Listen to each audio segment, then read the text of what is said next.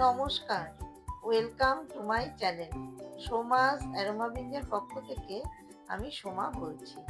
যে কোনো পুজোর দিনে অথবা যারা নিরামিষ খেতে পছন্দ করে তাদের জন্য আমার আজকের এই রেসিপি।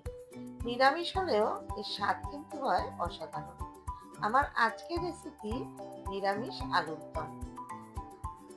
এটা লুচি, রুটি, পরোটা, পোলাও সবের সাথেই ভীষণ ভালো লাগবে।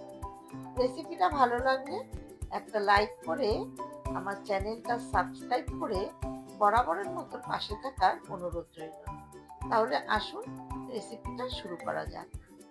রেসিপিটা বানানোর জন্য এখানে কিছু ঘরোয়া উপকরণ নিয়েছি দুটো এলাচ, 5-6টা লবঙ্গ, একটু দারচিনি, 1 চা চামচ সাদা জিরে, 1 চা চামচ পোস্ত, 1 চা চামচ গোলমরিচ, 1 চা চামচ ধনে আর 4টে শুকনো লঙ্কা। এবারে এগুলোকে একটু শুকনো খোলায় ভেজে নেব। সমস্ত উপকরণগুলো ভালো করে নাড়াচাড়া করে একটু ড্রাই রোস্ট করে নিচ্ছি। মিনিট 2-3 সময় ধরে সমস্ত উপকরণগুলো একটু ড্রাই রোস্ট করে নিয়েছি। বেশ সুন্দর একটা গন্ধ বেরিয়েছে।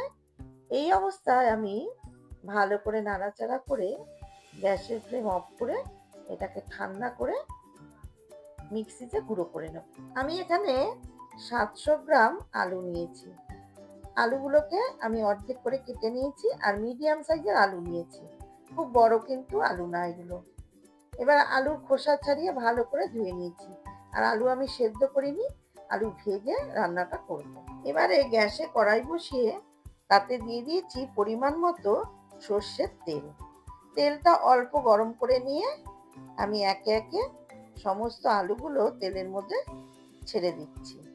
সমস্ত আলুগুলো তেলের মধ্যে ছেড়ে দেওয়ার পর এর মধ্যে দিয়ে দিচ্ছি সামান্য একটু হলুদের গুঁড়ো।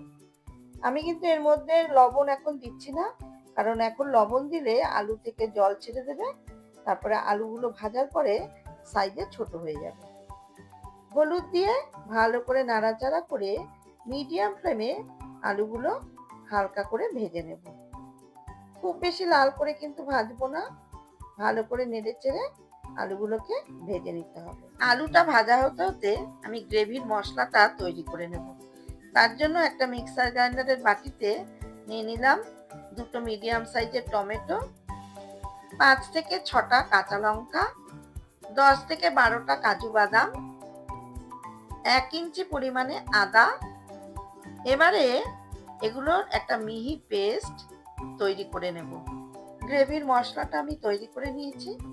দেখুন এইভাবে মিহি করে মশলাটা বেটে নিতে হবে। অনবরত নাড়াচাড়া করে আলুগুলো আমি হালকা করে ভেজে নিয়েছি।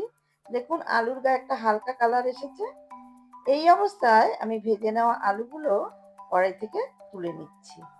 খুব বেশি লাল করে কিন্তু আলু ভাজবেন না, এরকম হালকা করে আলুগুলোকে ভেজে নিতে হবে। আলু ভাজার পরে যে তেলটা আছে ওই তেলের মধ্যে দিয়ে দিলাম 1/2 চা চামচ কাশ্মীরি লঙ্কার গুঁড়ো আর 1/2 চা চামচ হলুদের গুঁড়ো। এবারে লঙ্কার গুঁড়ো আর হলুদের গুঁড়ো তেলের মধ্যে 2 মিনিট একটু নাড়াচাড়া করে নেব। তারপর এর মধ্যে দিয়ে দেব টমেটো, আদা, কাজু বাদাম আর কাঁচা লঙ্কার পেস্টটা। আর দিয়ে দেব মশলার বাটি ধোয়া সামান্য একটু জল। এবারে জল দেওয়ার পরে মশলাটা তেলের সাথে ভালো করে মিশিয়ে নিয়ে মিনিট 2 নাড়াচাড়া করে নেব। এবারে দিয়ে দিচ্ছি স্বাদ মতো লবণ। লবণ দিয়ে মশলার সাথে ভালো করে মিশিয়ে নেব। এবারে দিয়ে দিচ্ছি যে মশলাটা আমি ড্রাই রোস্ট করে গুঁড়ো করে রেখেছিলাম সেই মশলার গুঁড়োটা। 1.5 চামচ পরিমাণে আমি মশলার গুঁড়ো দিয়ে দিলাম। যদি মশলার গুঁড়ো আপনাদের কাছে থেকে যায় তাহলে ওই মশলার গুঁড়োগুলো যে কোনো নিরামিষ রান্নায় আপনারা ব্যবহার করতে পারবেন। মশলার গুঁড়োটা দিয়ে ভালো মতো মিশিয়ে নিয়ে আবারও 2 থেকে 3 মিনিট নাড়াচাড়া করে নেব। এবারে দিয়ে দিচ্ছি ভেজে রাখা আলুর টুকরোগুলো। আলুটা যে পাত্রে রেখেছিলাম সেই পাত্রের তেলটা ভালো করে কাচিয়ে নিয়ে এর মধ্যে দিয়ে দিলাম।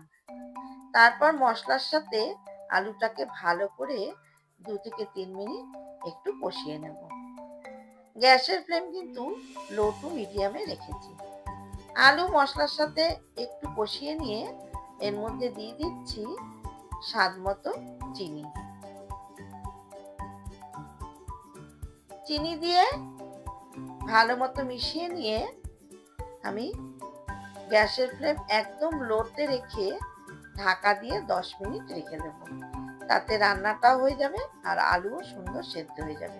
আর এর মধ্যে কিন্তু আমি আলাদা করে কোনো রকম জল ব্যবহার করছি না। 7-8 মিনিট পর আমি ঢাকা ওপেন করে একটু নাড়াচাড়া করে দিচ্ছি।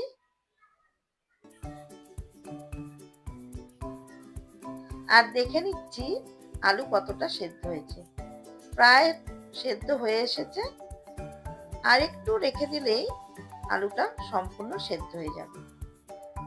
ভালো করে নাড়াচাড়া করে আবারও আমি ঢাকা দিয়ে 2-3 মিনিট রেখে দেব। এবার ঢাকা ওপেন করে আবার একটু নাড়াচাড়া করে দিচ্ছি। আমার রান্নাটা প্রায় হয়ে এসেছে। আলু একদম এবারে সেদ্ধ হয়ে গেছে। সবশেষে দিয়ে দিচ্ছি 1 চা চামচ ঘি আর অল্প ধনেপাতা কুচি।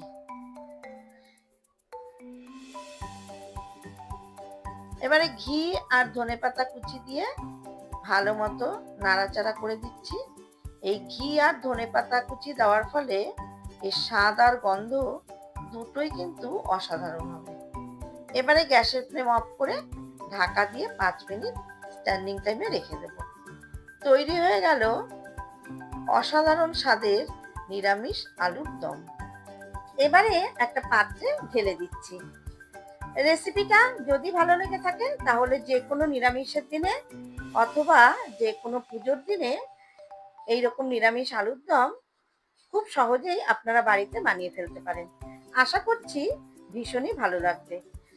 আর যদি আমার রেসিপিগুলো ভালো লেগে থাকে তাহলে অবশ্যই লাইক করবেন, শেয়ার করবেন। আর যারা আমার চ্যানেলে নতুন বন্ধু তাদের কাছে অনুরোধ রাখবো, প্লিজ চ্যানেলটাকে সাবস্ক্রাইব করে পাশে থাকা বেল আইকনটাতে ক্লিক করবেন, যাতে আমার সমস্ত নতুন ভিডিওর আপডেট সব থেকে আগে আপনাদের কাছে পৌঁছে যায়। ভিডিওটা সম্পূর্ণ দেখবেন, স্কিপ করবেন না, এটা আপনাদের কাছে আমার একান্ত অনুরোধ। ফিরে আসবো আবারও কোনো নতুন রেসিপি নিয়ে। ধন্যবাদ।